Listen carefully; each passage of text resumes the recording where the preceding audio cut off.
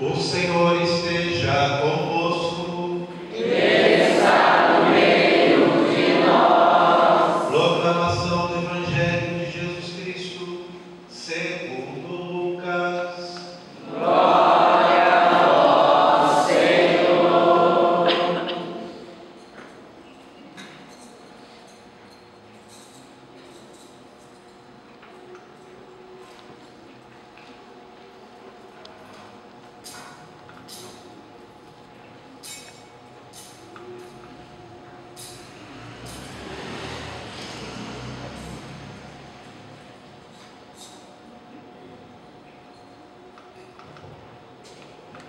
Naquele tempo, no sexto mês, o anjo Gabriel foi enviado por Deus a uma cidade da Galiléia chamada Nazaré, a uma virgem prometida em casamento a um homem chamado José.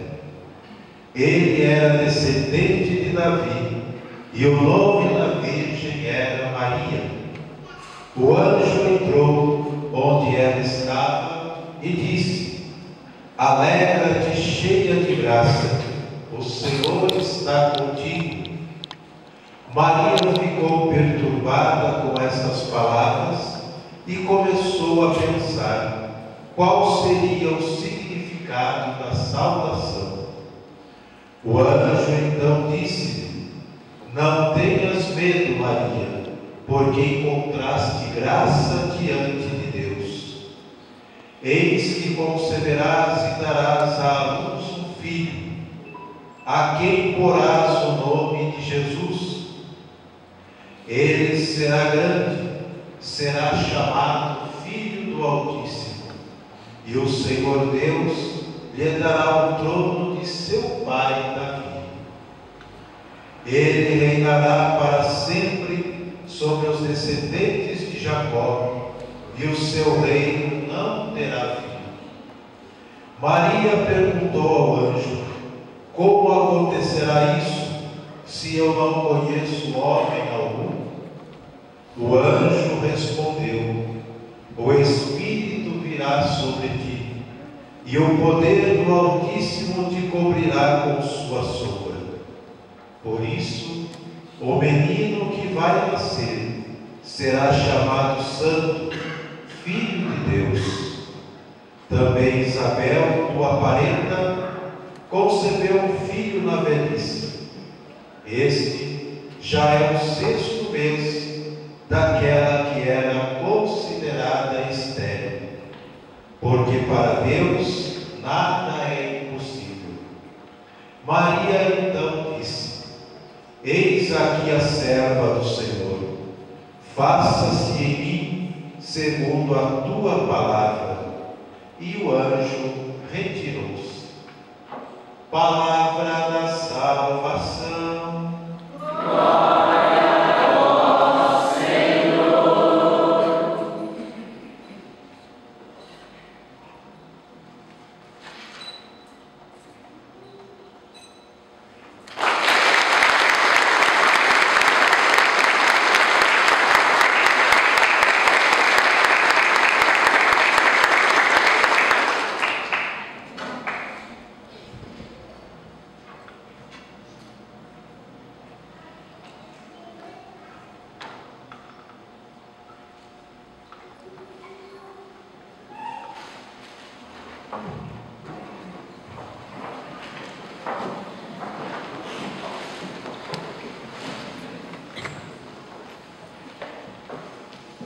Ave Maria, cheia de graça, o Senhor é convosco. Bendita sois vós entre as mulheres, bendito é o fruto do vosso ventre, Jesus. Santa Maria, Mãe de Deus, rogai por nós, pecadores, agora e na hora de nossa morte. Amém. Queridos irmãos e irmãs, hoje então nós temos a graça de celebrar esta festividade mariana, na qual celebramos a Imaculada Conceição de Nossa Senhora. Eu disse que hoje eu ia aproveitar a homilia para fazer um pouco de catequese sobre a Virgem Maria, porque penso que é necessário que nós cristãos católicos saibamos defender quando escutamos coisas que não convêm a respeito de Nossa Senhora. A primeira coisa a entender é que a Igreja Católica possui uma doutrina muito bem construída e muito bem fundamentada sobre a Virgem Maria. Uma doutrina que é construída sobre 3 pilares. O primeiro deles chamamos de Sagrada Escritura. Por isso, tudo aquilo que a Igreja afirma sobre Nossa Senhora, ela encontra fundamentação na Palavra de Deus. Como, por exemplo, no livro do Apocalipse, fala de uma mulher vestida de sol. E a Igreja vê nesta mulher a figura da Virgem Maria. E também a figura da Igreja.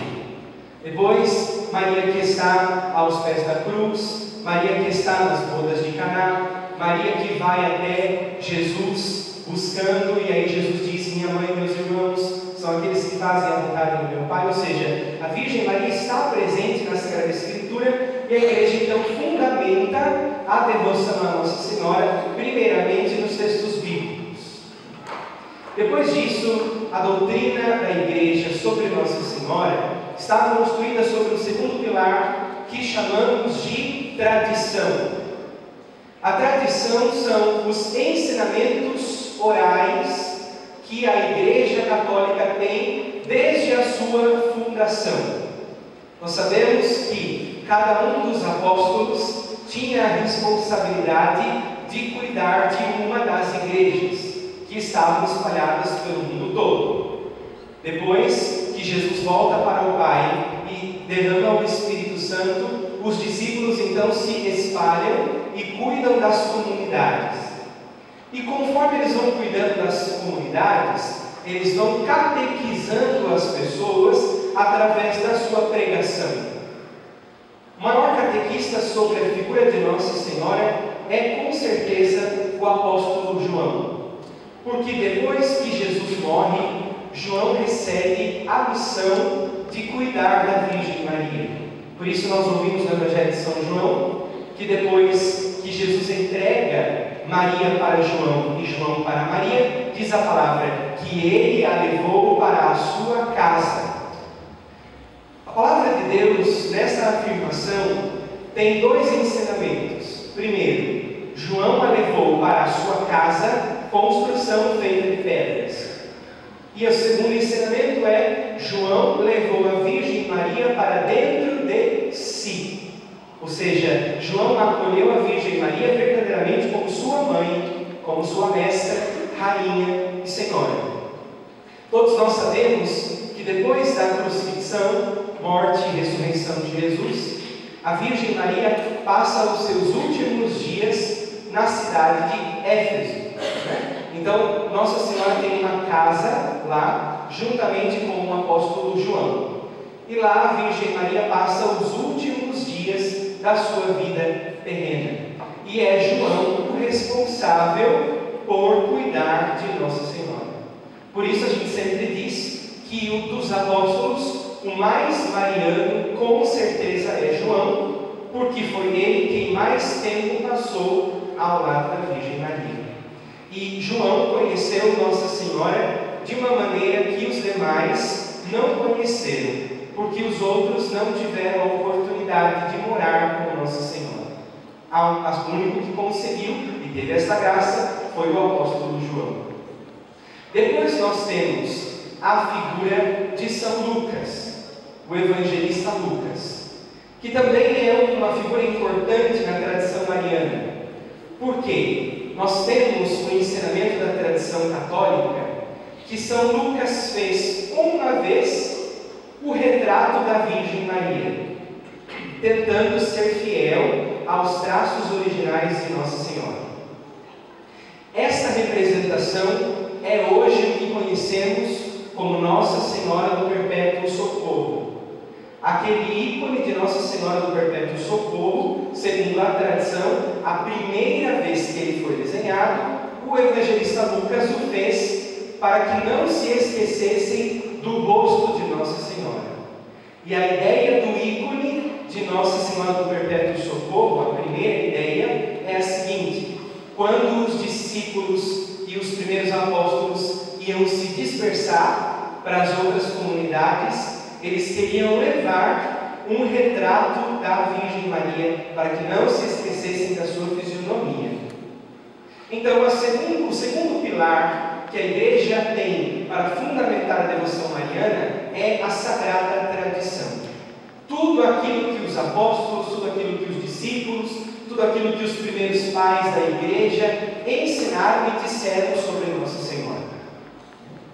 O terceiro pilar que a Igreja tem para falar sobre a Virgem Maria é o que chamamos de magistério. Magistério vem da palavra magistra. Magistra vem da palavra mestra. Magistério é a Igreja mestra que ensina os seus filhos. Portanto, a doutrina católica, para todas as áreas, mas principalmente sobre a Virgem Maria, está construída sobre esses três pilares. Primeiro, a Palavra de Deus. Segundo, a Sagrada Tradição. E terceiro, o Sagrado Magistério. Portanto, aquilo que nós vamos partilhar aqui sobre a Imaculada Conceição não é algo que a Igreja pensou ontem, não é algo que a Igreja nos ensinou ontem, mas é algo que a Igreja ensina desde o início e que, com o passar do tempo, a Igreja foi amadurecendo o seu ensinamento sobre a Virgem Maria. Sobre Nossa Senhora, a Igreja nos apresenta 4 dogmas. Dogma é uma verdade de fé que a Igreja nos ensina e que deve ser vivida por todos os cristãos católicos. Dogma é um ensinamento certo que a Igreja nos dá a respeito de um assunto. E a Igreja vai apresentar 4 dogmas sobre a Virgem Maria. O primeiro deles é: a Igreja afirma, a Virgem Maria é a Mãe de Deus. Primeira verdade que um cristão deve saber sobre Nossa Senhora. Depois, o segundo dogma que a Igreja nos apresenta é: a Virgem Maria é virgem antes, durante e depois do parto. A virgindade perpétua de Nossa Senhora. Segunda verdade sobre a Virgem Maria. A terceira verdade sobre a Virgem Maria é que, depois de sua dormição ou de sua morte, a Virgem Maria foi levada de corpo e alma para o céu. São as 3 primeiras verdades que todo cristão católico deve saber sobre Nossa Senhora. Primeiro, ela é a Mãe de Deus. Segundo, ela é para sempre virgem, antes, durante e depois do nascimento de Jesus. Ela foi assunta ao céu, levada ao céu de corpo e alma. E o quarto dogma é o dogma que celebramos hoje, a Imaculada Conceição. Quando falamos da Imaculada Conceição, nós estamos falando do quê? A Igreja nos ensina uma coisa: falar que a Virgem Maria é a Imaculada Conceição é falar que Nossa Senhora foi concebida sem o pecado original. Vamos entender o que apresenta para nós a doutrina católica. O pecado, ele está presente em todo ser humano.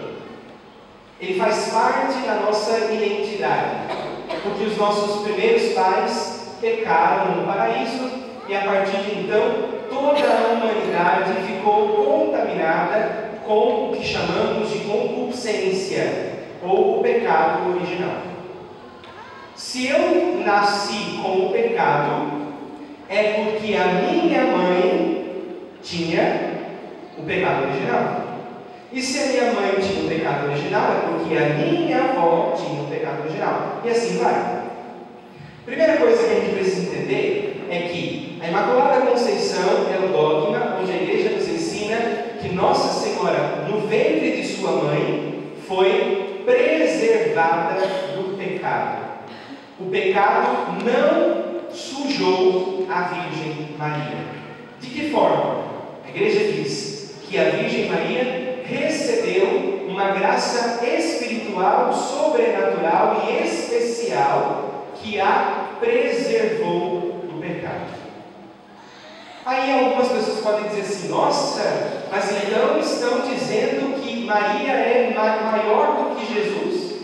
Maria tem uma graça maior do que Jesus? Calma aí. Quando a gente fala sobre Nossa Senhora, a gente precisa ter na nossa cabeça uma coisa: tudo aquilo que Nossa Senhora é, ela é por causa de Jesus. Todos os méritos e honras que Nossa Senhora tem, ela tem por causa de Jesus. Então a pergunta que nós podemos nos fazer é: por que Nossa Senhora foi concebida sem pecado? Por causa de Jesus. Primeiro, porque se Nossa Senhora não fosse concebida sem pecado, Jesus nasceria no pecado. Se Nossa Senhora não fosse preservada do pecado original, Jesus, ao nascer da Virgem Maria, nasceria sujo, manchado, maculado com o pecado original. Por isso a igreja, na sua sabedoria, nos ensina que o Pai preservou a Virgem Maria do pecado original por causa de Jesus. Mas o ensinamento da igreja não para aí. E aqui vem o ensinamento que, ao meu ver, é mais bonito de todos. Quando nós nascemos, nós estamos sob o poder de Deus ou sob o poder do pecado? Do pecado. Quando nós nascemos, nós estamos no império do pecado. O pecado tem poder sobre nós. O que precisa acontecer aí? Precisa ser batizado. Porque a partir do momento em que nós somos batizados, ou seja, a partir do momento em que nós mergulhamos no mistério da paixão de Jesus, Ele nos tira do poder das trevas e nos coloca sob o poder de Deus. É isso que acontece no batismo. Por isso que a gente precisa batizar e não pode deixar a criança sem batismo. Porque sem batismo está sob o domínio de Satanás, o domínio do pecado.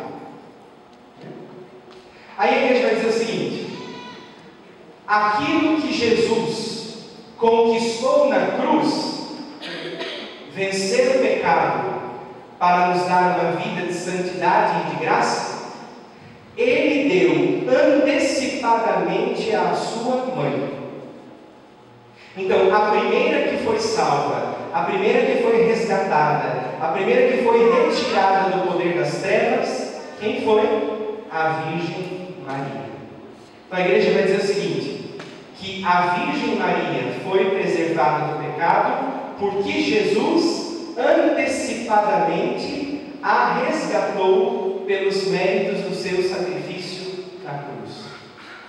Até uma frase que eu acho bonita, até escrever aqui para não esquecer: a santidade de Jesus é a causa da santificação da sua mãe.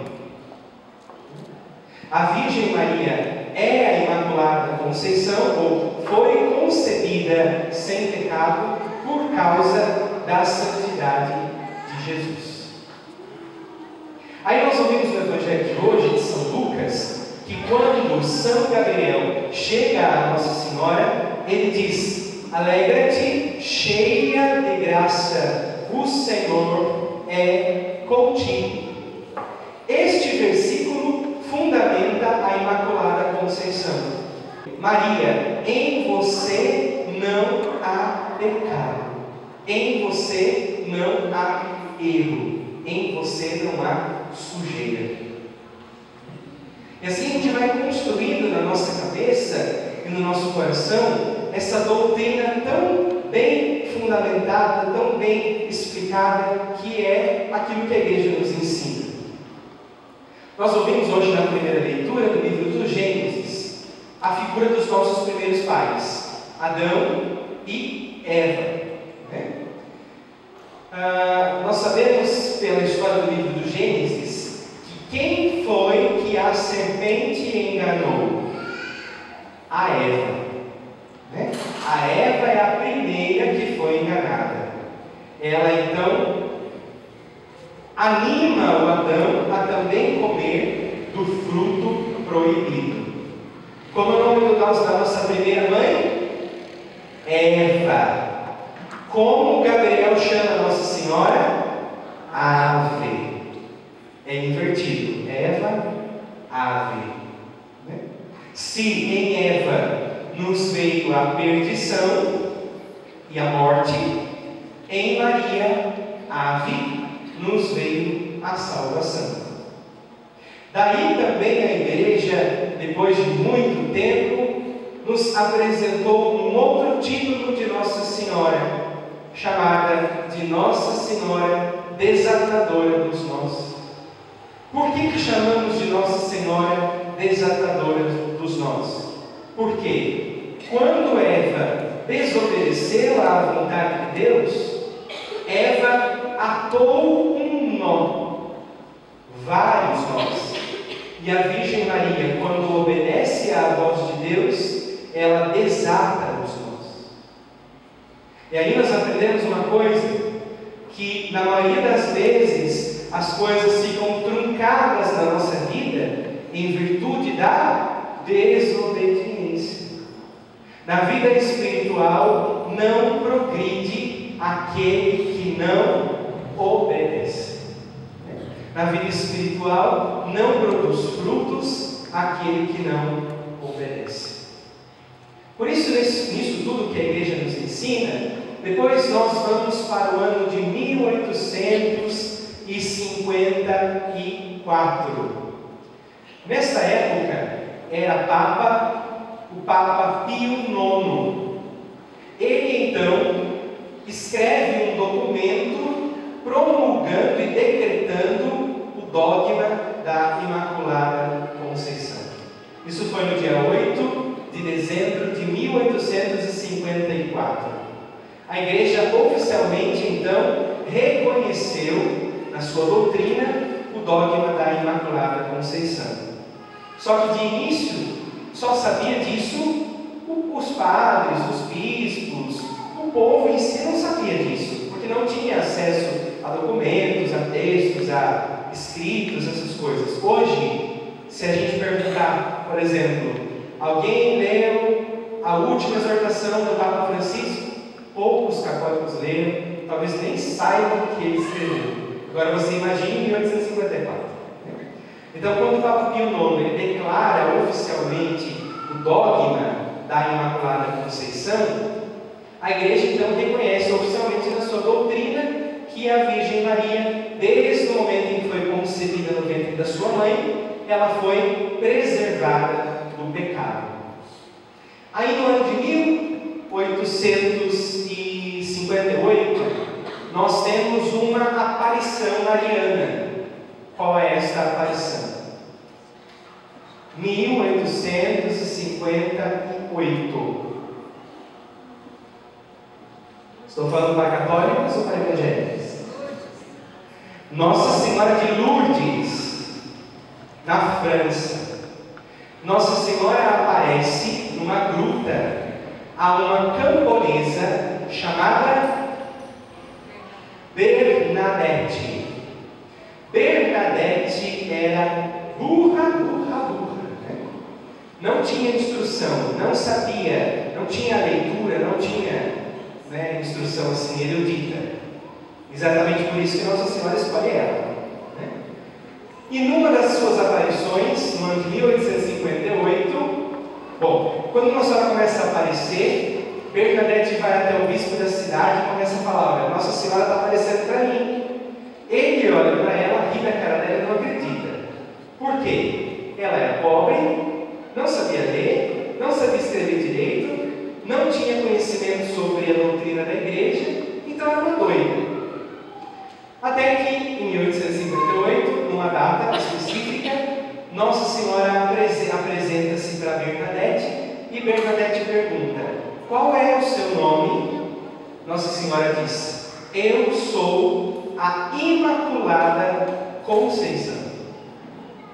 A Bernadette vai imediatamente para a casa do bispo e diz: olha, ela mandou dizer do Senhor que o nome dela é Imaculada Conceição. Quando o bispo escuta isso, ele fala: é verdade. Porque como é que uma camponesa dessa vai saber ou conhecer essa expressão Imaculada Conceição? Tanto é que Bernadette fala assim: ela disse que ela é Imaculada Conceição, mas eu não sei o que significa. Eu não sei o que esse nome significa. A partir daí o bispo começa então a acreditar na aparição de Nossa Senhora de Lourdes, que se apresenta como eu sou a Imaculada Conceição. Então, em 1854, a Igreja promulga para o mundo todo o dogma da Imaculada Conceição, pelo Papa Pio IX, e no ano 1858 aparece Nossa Senhora com o título de Nossa Senhora de Lourdes, e nessa aparição ela diz: eu sou a Imaculada Conceição. Então a gente vai vendo como a doutrina da igreja e como a misericórdia de Deus cuida de todas as coisas. Então, desde os primeiros cristãos até os nossos dias, nós vamos percebendo uma igreja que vai nos catequizando, que vai nos doutrinando, que vai nos ensinando, e a própria Virgem Maria, com a permissão da misericórdia de Deus, que também vai vindo ao nosso encontro e vai dizendo e confirmando exatamente aquilo que a igreja nos ensina. Sim, em 1854 a igreja disse que Nossa Senhora é a Imaculada Conceição. Depois, em 58, a própria Nossa Senhora vai dizer da Bernadette: eu sou a Imaculada Conceição.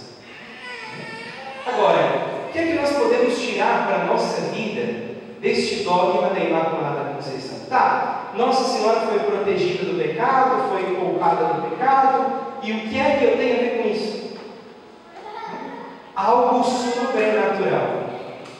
Se a Virgem Maria foi preservada do pecado, mesmo sendo humana, totalmente humana, diferente de Jesus, que era totalmente homem e totalmente Deus, se ela foi preservada do pecado, ela é, por excelência, o antídoto contra o pecado.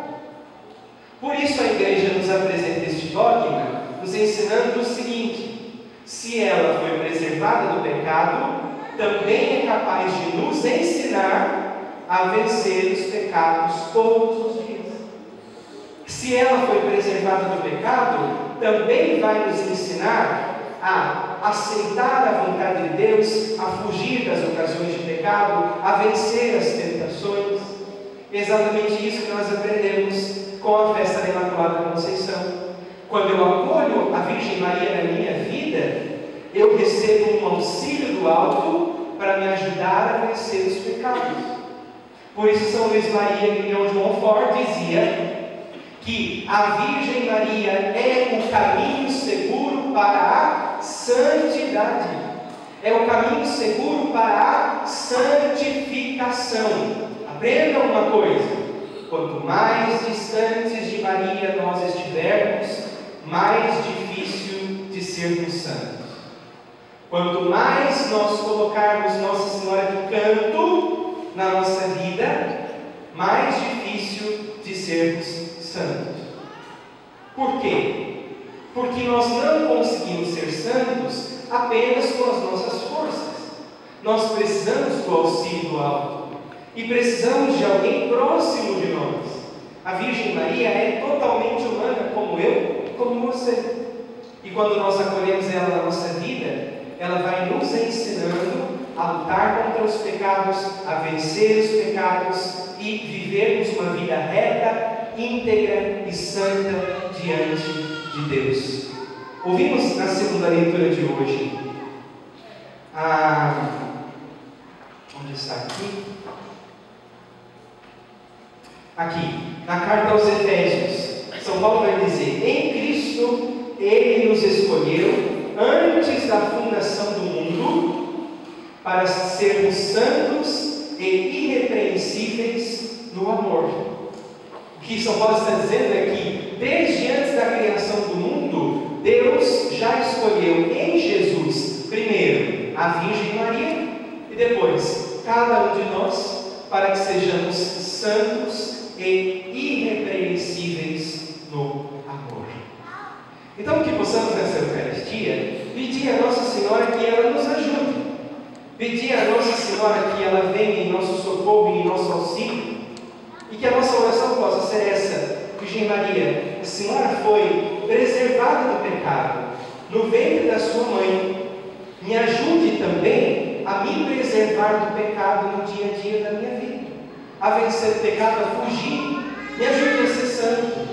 É exatamente isso que Nossa Senhora quer fazer na nossa vida, nos ajudar a sermos santos. Por isso que todos nós precisamos ser marianos, por isso que todos nós precisamos ser devotíssimos, como diria o Chaves, né? De Nossa Senhora. Por quê? Porque ela é correta, né? Ela é correta, muito eficaz. Assim como as nossas mães são muito eficazes. Nossas mães não brincam em serviço. Se as nossas mães, que têm o pecado original, que nasceram com o pecado original, já são muito eficazes, quanto mais Nossa Senhora, que foi preservada do pecado. E nós temos que aproveitar, porque nós estamos em um ano mariano, né? Um ano mariano, que começou no dia 12 de outubro e vai até o dia 11 de outubro de 2017, às vésperas dos 300 anos de Nossa Senhora Aparecida. E um ano muito especial para nós, porque no dia 13 de maio, nós vamos comemorar os 100 anos da aparição de Nossa Senhora de Fátima. No dia 13 de julho, os 70 anos da aparição de Nossa Senhora Rosa Mística. E no dia 12 de outubro, os 300 anos da aparição da imagem de Nossa Senhora Aparecida. Então nós estamos num ano santo, cheio de graça. Até esses dias, assistindo um material do Padre Paulo Ricardo, até se alguém puder assistir, assista uma aula que ele tem falando sobre o ano mariano. Lá ele diz uma coisa interessantíssima, e o Padre Paulo gosta muito de história, né? E isso nos ajuda muito. Ele fez lá uns estudos e ele começou a perceber o seguinte, que muitas graças e bênçãos foram derramadas no mundo todo no ano seguinte ao ano mariano. Principalmente graças de fim de guerras, fim de combates, fim de lutas entre os povos, aconteceram depois de um ano mariano. Eu tenho plena certeza de que não é à toa que nós brasileiros estamos vivendo esse ano mariano. Porque quantas são as lutas, quantas são as batalhas, quantas são as dificuldades que nós enfrentamos, né? Então, durante esse ano, nós vamos intensificar a nossa oração, intensificar o nosso clamor, intensificar a nossa intercessão, confiando sempre na intercessão e no auxílio de Nossa Senhora, né? Como foi bonito hoje nós rezarmos a hora da graça universal, né? Eu particularmente fiquei muito surpreso, porque não imaginava que nós teríamos tantas pessoas participando desta hora. Se não me engano, e não sou muito bom disso, mas acredito que tínhamos ali umas 100 pessoas, talvez até um pouquinho mais, ali diante do Santíssimo Sacramento, rezando o rosário, rezando o terço das lágrimas de sangue. No próximo dia 13, temos as Mil Ave Marias, ou seja, este ano mariano é o ano de nós bombardearmos o céu com a nossa oração, principalmente com a oração do Santo Rosário e do Santo Terço. Por quê? Quanto mais próximos do terço e do rosário nós estivermos, mais próximos de Nossa Senhora nós também estaremos. E quanto mais próximos de Nossa Senhora nós estivermos, mais santos nós seremos, e assim viveremos a vontade de Deus para a nossa vida. Para concluir essa história toda, Bernadette Soubirous, que é a vidente de Nossa Senhora de Lourdes, está incorrupta. Quem tem a oportunidade de entrar na internet, depois procura no Google Corpo Incorrupto de Bernadette. Lá vai ter a foto. Santa Bernadette está incorrupta desde a sua morte, ou seja, o corpo dela não se desfez. Ela parece que está dormindo. As unhas aparadinhas, tudo certinho, a pele, o hábito, né, tudo em perfeito estado. E nisso nós podemos tirar uma conclusão. Né? Não poderia ser destruído o corpo daquela que viu a mãe de Jesus. É como se naquele momento em que Santa Bernadette viu a Virgem Maria, ela também se santificou. Ela também foi santificada inteiramente. E é exatamente isso que nós precisamos buscar. Que a presença de Nossa Senhora na nossa vida nos faça e nos torne cada vez mais santos. Porque só assim nós seremos capazes de agradar a Deus. Porque Deus quer que nós sejamos santos. Hoje, na festa da Imaculada Conceição, nós também nos lembramos de tantos sacerdotes que fazem aniversário de ordenação. A igreja antigamente tinha o costume de ordenar os padres no dia da Imaculada Conceição. Exatamente porque esta é a ordem da igreja para os sacerdotes, que eles também sejam homens santos e irrepreensíveis. Então queremos nesta Eucaristia louvar a Deus e dar graças por todos os sacerdotes que completam o aniversário de ordenação. Especialmente hoje nos lembramos do Monsenhor Jonas Abib, que completa hoje 52 anos de ordenação sacerdotal. E na figura dele nos lembramos de tantos sacerdotes. Também nos lembramos da figura do Padre Roberto Lettieri, que também foi ordenado nesta data, e tantos outros sacerdotes que hoje completam o aniversário de ordenação. Por isso, queremos pedir que Nossa Senhora interceda por nós. Ó Maria, concebida sem pecado,